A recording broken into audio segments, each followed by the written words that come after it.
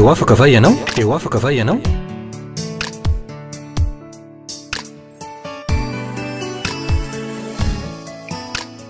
fandarany arana fiangonana refi androndra kely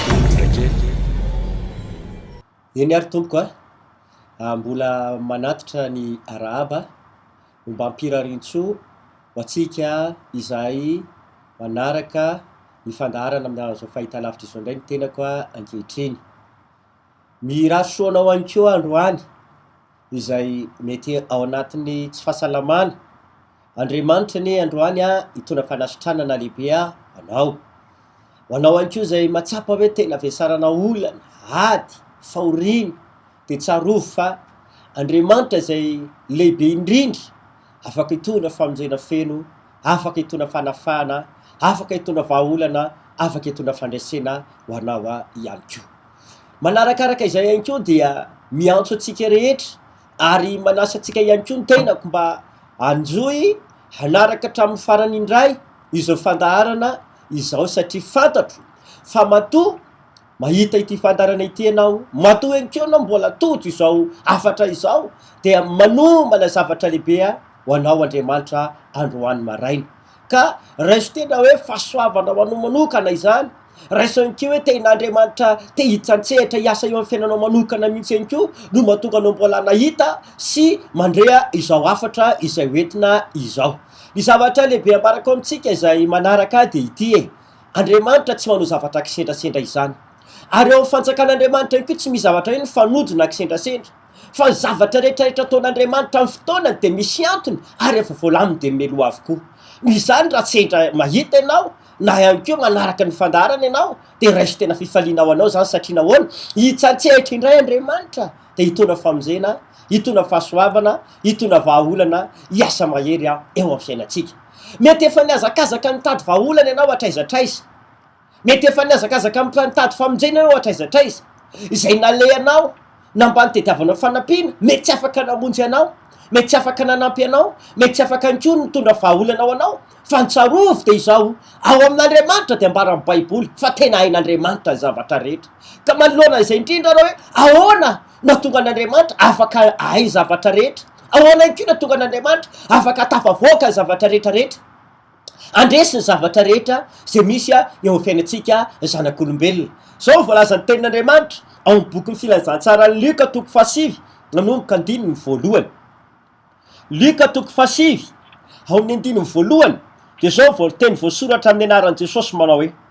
ary Jesosy niantso ny 12 lahy eo aminy ka nanome azy hery sy fahefana hamoaka demonia sy hasitrana aretina averiko ihany ary Jesosy niantso ny 12 lahy akeo aminy ka nanome azy hery sy fahefana hamoaka demonia rehetra sy hasitrana aretina teto manokana reto apôstôly 12 re mpianatra Jesosy haintsika tsara angambana izany dia voalazan'ny tenin'Andriamanitra hoe nahatsony Jesosy akeo aminy anatona azy izy ireo dia io Jesosy io rehefa niantso ny mpianatra mba anatona anazy dia voalazan'ny tenin'Andriamanitra hoe nomena hery sy fahefana ireo mpianatra nomena hery sy fahefana ozy voalazan'ny baiboly ny fivavahana kristianina ry havana manaraka ankehitriny dia izao fivavahana misy hery sy fahefana avy amin'Andriamanitra izy io fivavahana ihany koa tena afaka hitondra vokatra afaka hisy fiatraikany eo amin'ny fiainan'ny olona rehetra zay tena resy lahatra sy mino fa misy Andriamanitra io fahefana sy hery avy amin'Andriamanitra io dia afaka tena hoe hitondra akony lehibe sy hitondra fiatraikany eo amin'ny fiainan'ny olona zay tena vonona hitady an'Andriamanitra marina izany olona izany io fahefana avy amin'Andriamanitra io ihany koa dia ity tena misy asa lehibe sy mahagaga tsy takatry ny saina olombelona mitranga rehefa tena hoe mihetsika sy afaka miasa eo amin'ny fiainan'ny olona izany fahefana avy amin'Andriamanitra izany be dia be mihitsy ny zavatra mitranga raha hijery ohatra manokana izao dia izao zavatra misy ao amin'ny filazantsara zay soratany Matthieu fasivy zao ohatra manomboka andininy voalohany de ambaran'ny tenin'Andriamanitra fa nisy tanàna anankiray izay lalovany Jesosy de zao zavatra nisy tao niondrana tamin'ny tanàna anakely anankiray Jesosy Kristy de ambaran'ny baiboly fa nisy lehilahy anankiray tao narariny paralysisa. Io lehilahy narariny paralysisa io dia efa ela izy io nandry tamboniny fandriana ary nentin'ny olona teo am' Jesosy izy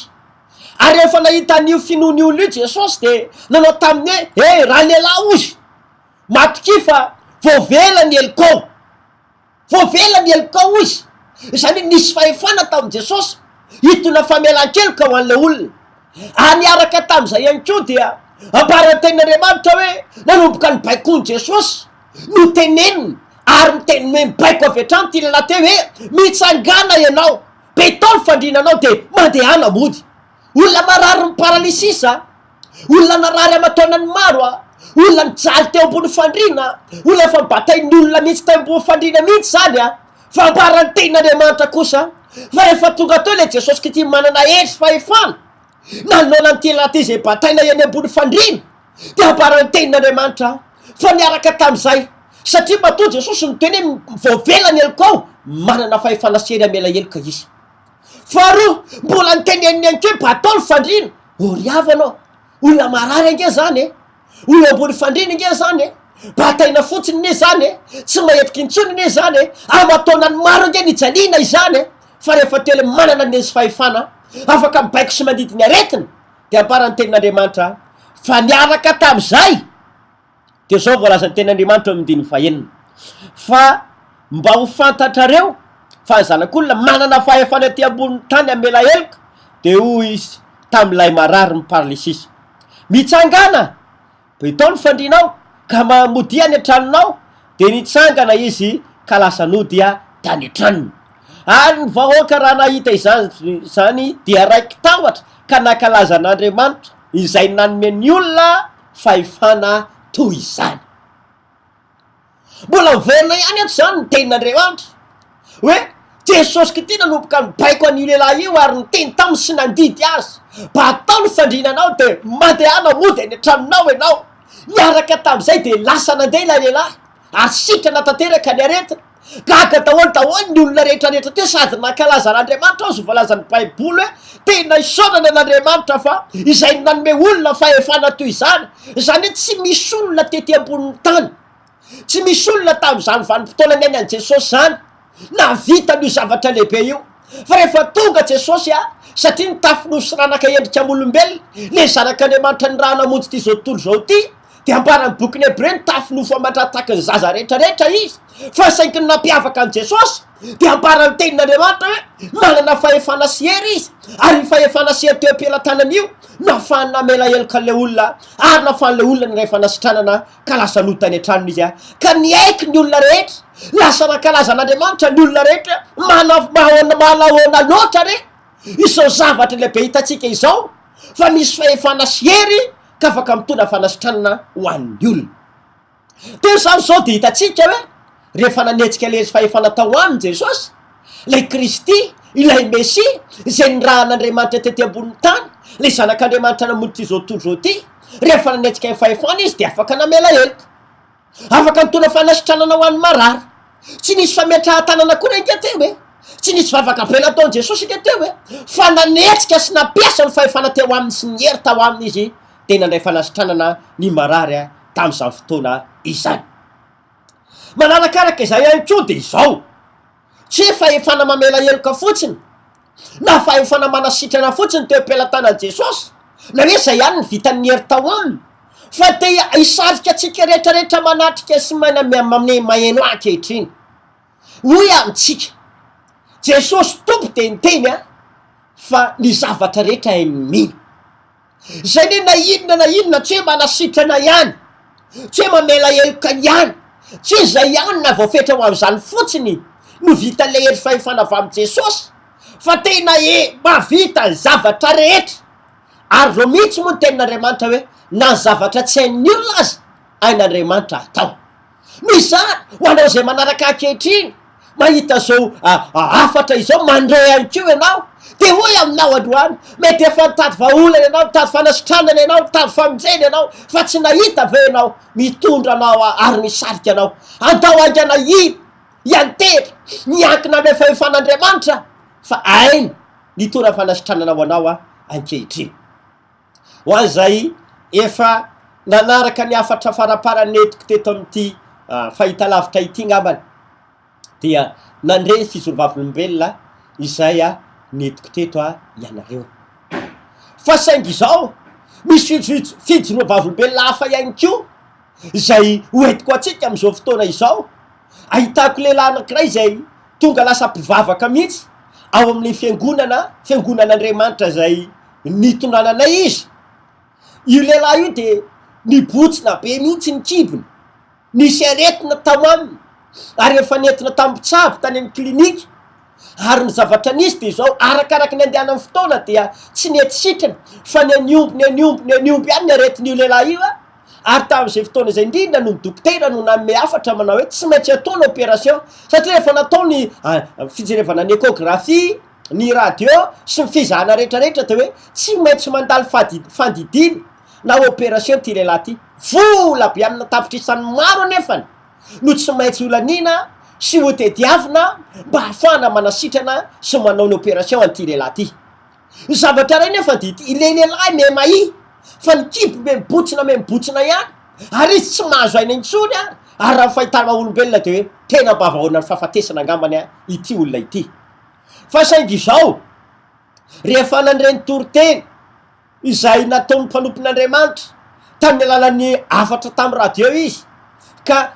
teny mpanompon'Andriamanitra apetrao eo amin'ny fatra zay marary anao ny tananao izy amin'io any anatin'ny hôpitaly fa saingy izao memy radio eo zareo ary sendra mandeha ny afatra mihitsy no nandre izy hoe apetrao amin'ny fatra zay marary anao any ny tananao zareo fa la niaiko hoe tsy hita ny vola anaovana opération tsy hita tsony zay ho atao zarary ary tena hoe programa an'Andriamanitra araka ny teniko tany aloha hoe raha mahita ankehitriny ianao aza raisinao tahaky ny parazarana kisendrasendra fa raisy hoe tena Andriamanitra te hiasa te hitrantsehatra tia mahafatorana rehetrarehetra eo amin'ny fiainanao matoanao ataony mahita izao afatra izao de inona hoe ianareo zavatra nitranga napetraky io lehilahy teo amin'ny kibonyko ny tanany tsy nisalasala mihitsy izy na kely azy fa tampinoana lehibe nametrahany tanany teo amin'ny kibony izay mibotsina zavatra nitranga dity tao anatin'ny fotoana iny ihany tsy niandro hoe mbola reriva na ndrapitso na nafakapitso fa tamin'ny vanim-potoana iny ihany no tonga de nikepaka avy hatrany na hoe miena teo amin'ila kibony anankiray ary tonga de lasa nalemilemy kely ohatrany taratasy mihitsy tena nomboka teo sandra reo de tena resy lahatra hoe tena afy misy fiatraika zany vavaka zany misy fahefana misy hery ahoana loatra moa hoe vavaka atao ohatr'izany dia nanomboka nanay fanasitranana ka nikepaka lay aretina teo niena le kibo zay nibotsina ary tao anatin'iny de nanomboka resy lahatra ry zareo de tao arinan'iny ihany de nanomboka niantso telefona izy ireo de nandeha tany mpanompon'Andriamanitra mpiara-miasa de nametra tanana tao aminy na ny dokotera ragaga hoe atao nanomboka niena niala le vivitosana nanomboka nalemilemy le kibo ilany tao arinan'indray fa natao mivavaka manaraka de isaorana lehibe ny tompo Andriamanitra fa niena tanteraka nanjavina le fivitosana amatoanany maro zao isaorana lehibe Andriamanitra riavana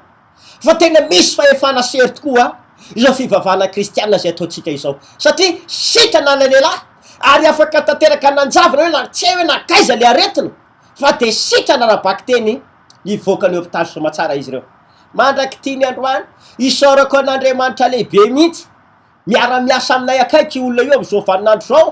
ary nampiasain'Andriamanitra maro ny olona izay tena hoe nanaovan'Andriamanitra fahagagana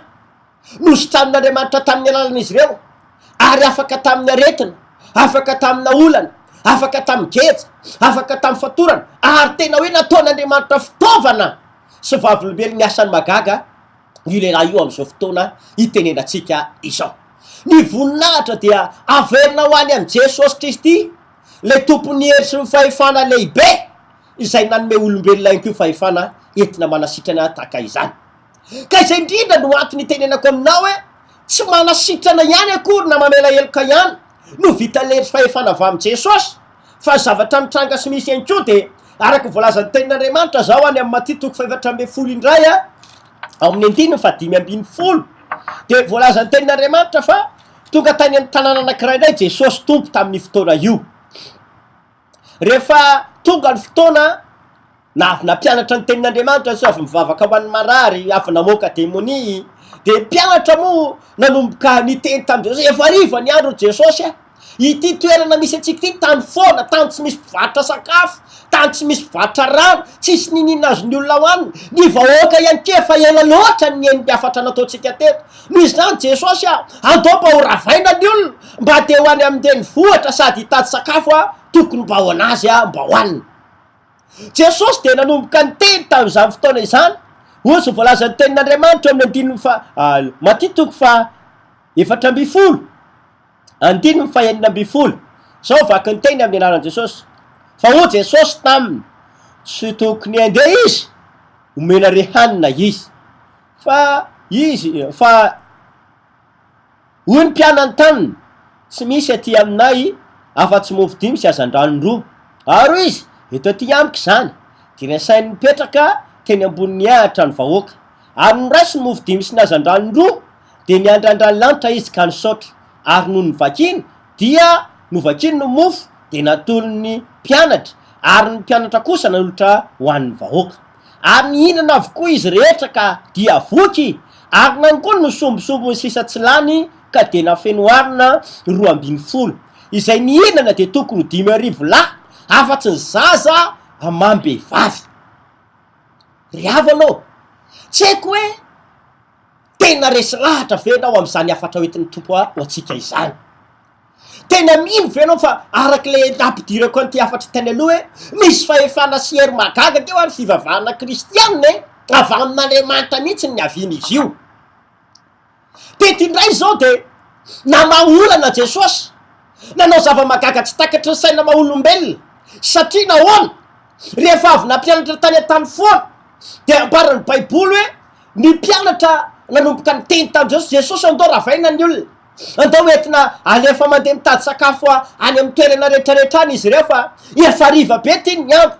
Fa zao ny tenen'le manana hery fahefana, Jesosy no anarany. Aza velanareo mody eo ny olona, aza ravaina ny vahoaka, ataovy mipetraka izy de omena rehanina, ataovy mipetraka ozy omena hanina. Mazava be ke fa tsisy teo am-pelantanandreo mpianatra tsy misy manana ninenina, tsisy sakafo, tsisy hoe misy camion be ao rehefa nitoloa sakafo hoan'ny olona na misy mpitatitra sakafo mba amatsy an'ireto olona ireto, fa Jesosy no amatsy azy amin'le hery fahefana avy any ambony. Ny zavatra nisy tamin'izany fotoana zany dia mofo 5 sy azan-drano 2. Raha fijery amin'ny maha-olombelona ke na fianakaviana kely vitra trano raha tsy vokiny zany tsy voky. Fa tety rehefa nanomboka nomena an' Jesosy ilay mofo 5 sy azan-drano 2 de niandrandra ny lanitra fotsiny izy de nisaotra an'Andriamanitra, de navakiny ohatr'izao de natolo ny mpianatra hoe inona am'izay de nitana zareo amin'ny olona rehetra. Nihinana ny olona, nihinana ny olona, nihinana ny olona, voky tahoany ny olona rehetra. Ary aparan'ny tenin'Andriamanitra fa rehefa nangonina indray sombosombo an-tsisa sy lany mbola nafeno harona 12 izany. Voalazan'ny tenin'Andriamanitra fa 5,000 ny lehilahy fotsiny 5,000 nihinana an'io. Mbola nisy zaza tao, mbola nisy vehivavy tao zay tsy voaisy. Amanalina nge zany ny olona nihinana ny mofo 5 sy azan-drano 2 io kanefa de voky. Hoy ianao ve inona natonga zany? Satria misy hery sy fahefana teo am-pelantanan'i Jesosy afaka nanasitrana, afaka namela heloka, fa mbola afaka nampitombo mofo 5 sy azan-drano 2 ka navoky olona rehetrarehetra voavahy soamantsara ny olana. Zay navery hevitra ny mpianatra, tsy hainy mpianatra ahoana ny amahana ny olana io, fa Jesosy tompo noho izy manana hery fahefana de tamin'ny fomba gaga tsy takatry ny saina ho iaho nafan'Andriamanitra nitsatrehitra ka nitondra vahaolana. Tsy izay ihany anefany no vita zany hery fahefana avy amin'i Jesosy zany, na hoe zavatra hitranga siseho amin'ny fotoana manetsika zany hery fahefana izany ny olona, fa na ny fanaratsy azy na ny devoly io dia manaiky ny hery fahefana izay ampiasain'i Jesosy. Satria ambarany tenin'andriamanitra indray eny amin'ny Luka marika azafady marika toko fasivy andiny fa fito ambiny folo any de nisy olona anankiray zay efa nifatorana fanaratsy nandritry ny taona maro. Ny fanaratsy tao anatin'ity olona ity a araka voalazany marika toko fasivy eo amin'ny andiny fa 5 dia fanaratsy tena nampahory azy nandritry ny vanim-potoana maritra. De zao voalazany andiny 5 ary nihitan'i Jesosy fa niazakazaka nanatona azy ny vahoaka de niteny mafy ny fanamaloto izy ka no taminy hoe rehefa namoana sy marenina iza mandidy anao mivoa aminy ka aza miditra amin'ny intsony. Ary rehefa nananana izy sady nampanitsidina mafy ilay zazalahy dia nivoaka taminy ary rehefa tony maty izy ka nataony maro hoe maty. Fa Jesosy nandray ny tanany ka nanarina azy dia nitsangana izy. Indray zao de lehilahy anakay no fatorana fanaratsy nampahorin'ny devoly natry ny vanim-potoana maritra moana marenina ozy ny baiboly io lehilahy io. Zany hoe le karazana devoly moana marenina sady tsy miteniny tsy mahena fa devoly ny tao ambadiky le aretina. Rehefa nodidiny Jesosy ny fanaratsy satria niazakazaka ny olona mba hanatona an' Jesosy ka nodidina zany fanaratsy zany niaraka tam'izay zao ny lehibe Andriamanitra fa afaka io lehilahy io satria nampanitsitona azy ny fanamaloto. Ndraindray nge ohatrany hoe misy karazan'olona hitanany amin'ny alalan'ireny mifandray aminay na amin'ny alalan'ireny pejy maro samihafa izay miresaka aminay de hoe ndraindray misy olona miteny manao hoe so de mba fananina ary fihetsiketsehana fotsiny sinema fotsiny ozy ny sasany angamba ty zavatra misy ity. Fa ndray andro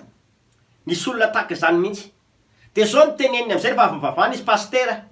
tena za miaiko ozy aresy lahatra satria za zao mihitsy ozy no anisan'ny mpanadroadro na mpanenjika na manaratsy na mitsikerany zao fivavahany zao hoe zao ve de misy e zao ve de mitompone rehefa izy no mivavahana sy ny roana ny fanaratsy tao aminy fampitolomana sy miafatrafatra izy tao arinan'io lehilahy io nanolo tena tanteraka io tena babo a tena misy Jesosy ary manaresy fahefana ary mifanaratsy aikio de manaiky zany anarany izany. De taky zay mihitsy no nitranga teto nodidiny Jesosy ny fanaratsy noroany tamery sy fahefana teo am-pelantanany ary de tsy maintsy nanaiky azy ka nivoaka ato anatin'ilay lehilahy ka sitrana tanteraka izany olona izany. Ny zavatra lehibe tiako entina amitsika eto nefa andy zao le hery sy fahefana tao am' Jesosy a de tsy nofihino no anazy irery na hoe nitazominy taminazy irery tao le izy fa ny tenin'Andriamanitra zay niangatsika tao amin'ny Luka toko fasivy manomboka ny 9 de niantso ny mpianatra izy ka nanome azy hery sy fahefana amoaka demonia sy asitrana ny olona zay azo ny aretina. Ary de nampiasain'ny mpianatra tokoa zany de maro ny olona afaka tamin'ny famatorany devoly ary maro ny olona afaka tamin'ny aretina zay nanakejy azy. Ary amin'ny Luka toko fa 17 any ko akoatran'le 12 lahy zay nomeny Jesosy hery fahefana de mbola niantso any ko 70 lahy ndray izy ka nirahany nandeha tsororoa ireo nandeha samy nanao asan'Andriamanitra tany ka rehefa niverina indray reto 70 lahy reto de nanao tatraka ny teny manao hoe Jesosy tompo na hoe mpampianatra na de ny demoniara de manaiky anay Jesosy noho ny anaranao a zany hoe zavatra vaovao tsy mbola fahitany reto mpianatra 70 reto indray no zavatra niaina sy tsapany ary hitany hoe nanaiky azy ny demonia maro ny olona afaka ka natonga azy nanao tatra hatramin'izany fotoana izany. De ity anky nefa zavatra mitranga na de fa lasa niakatra nakany an-davitra ary Jesosy tsy ety ambonin'ny tany itsony izy efa avy navitany mission lehibe izay no netiny namonjena ty zao tontolo zao ty sy ny olombelona niaina teo amboniny de ambarany tenin'Andriamanitra fa any amin'ny asan'ny apôstôly toko fahatelo any dia nandeha tao amin'le tanàna anankiray hoe teo am-bavahadiny tsara endrika Petera Jaune niakatra ao amin'ny tempoly nahita lehilahy anankiray zay malemy tongotra sady mangataka efapolo taona io lehilahy io voalazany tenin'Andriamanitra Hebreo bokin'ny asan'ny apôstôly toko fa 4:2 efapolo taona izy nalemy efapolo taona izy nijaliny hatrany akibondreny mihitsy izy nefa teraka hoe nanomboka hoe teraka nalemy efa tena zavatra namaritra azy amataonany maro famatoanany ma 9 taonany jaliny rehefa tonga tao Peteratsona de teny mana tsy manana inona tsisy volamena ty aminay tsisy volafotsy aty aminay fa zay anananay menay anao amin'ny anaran'i Jesosy vanazay tamitsangatsangana no raisiny tamin'ny tanany io lehilahy io de amparany baiboly fa natanjaka ny kitrokeliny tena tsamotsamotra izy ka nanaraka Peteratsona tao kianjany tepoly efa tsisy tete amboniny tany tsony Jesosy efa niakatra nakany an-tany Jesosy fa le hery sy fahefana avy amin'Andriamanitra zay zao voalaza ny tenin'Andriamanitra any amin'ny bokiny malaka toko 7:1 iza Jehova ozy de tsy miova Hebreo 12:9 Jesosy ke ty le tsy miova malisa an'io ary mandrakizay tsy tamin'ny andro Jesosy tety amboniny tany ihany tsy tamin'ny andron'le mpianatra 12 na 7 ihany tsy tamin'ny andron'ny Petera sy Jona sy ny apôstôly niaraky niasa taminy ihany fa hatramy zao vaninandro misy atsika izao de mbola tsy miova zany hery fahefana amen'Andriamanitra izany raha mandinika amin'ny baiboly isika ty izao Andriamanitra ingany boky Nomery de namoky ny zanak'Israely manetsiny tany alalan'ny mana tany alalan'ny vary lanto azo ny baiboly amanetsiny izy ireo ary anko raha tamin'ny andro ny testamenta taloha de mbarany tenin'Andriamanitra hoe na ny ranomasina azy de nanaiky andreo nanaiky amin'ny Mosesy nefa sarandro tamin'ny andro ny Eliany ko rehefa tsy nisy sakafo izy de amparany baiboly fa ny goaiky aza de ny ran'Andriamanitra nitondra sy mofo sy hena ho anazy isakariva sy isamaraina ary aty amin'ny testamenta vaovao any ko de misy ny rano nanaiky an' Jesosy ka mivadika otovay misy any ko ny aretina zay nanaiky an' Jesosy tamin'ny andro testamenta taloha namana boka raha sitrana aty amin'ny testamenta vaovao any ko boka 10 tonga de nasitrana tamin'ny teny fotsiny andana am'izay ampitsorony midika izany fa mbola tsy miova Andriamanitra ary am'tram'izao vaninany misy atsika izao de mbola tsy miova io Andriamanitra sy ny heriny io profo zany ty izao maro be re olona raisinay miaona aminay la miekiny amin'ny aretiny amin'ny olany amin'ny famatorany devoly azy rehefa tena miona ka tafaresaka aminay izy ary to aminay mba io fa tsy miova Andriamanitra isorana n'Andriamanitra lehibe mihitsy taony mikorotana ny tokantrano efa lasa efa ela be vadina efa tsy natsiaro anazy intsony fa taoriana mivavaka natao fotsiny manomboka miantso telefônina le rangahy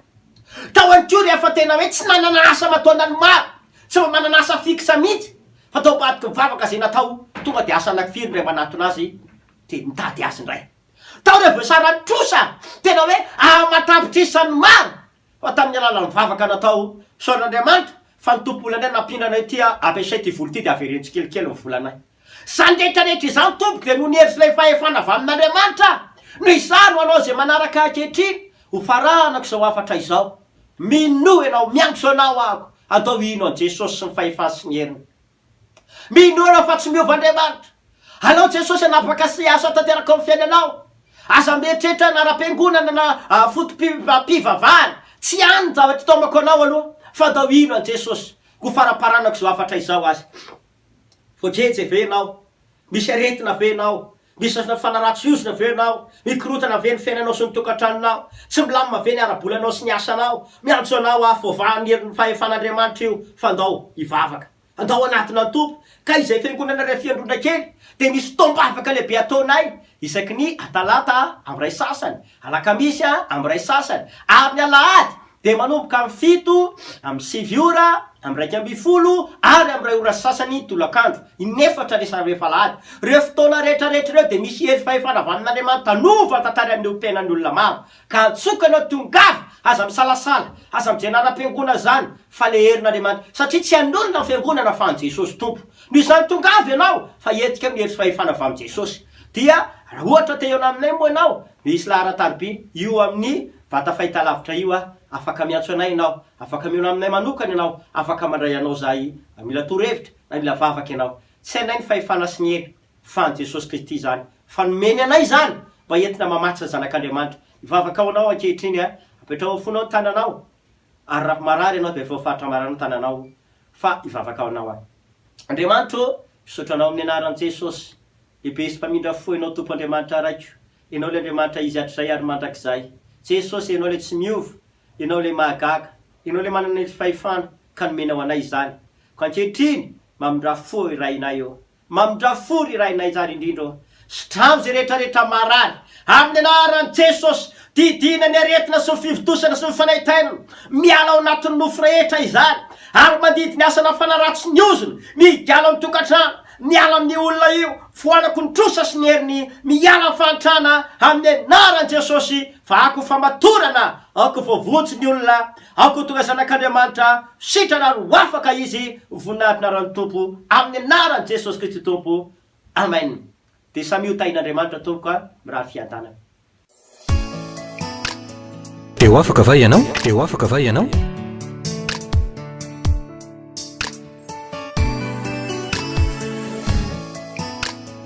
Fandarany iarana fiangonana Refy, Androndrakely.